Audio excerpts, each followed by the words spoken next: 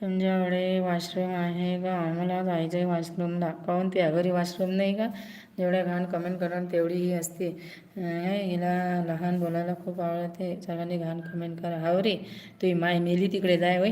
ती माय मेली इकडे काय करून राहिला? आराम करा माधर जोदा तू मेंटला हलकट बोडीची आहे. लाईक करून देता. खूप सुंदर दिसते. Okay, thank you. लाईक करा पटापट, लवकर लवकर.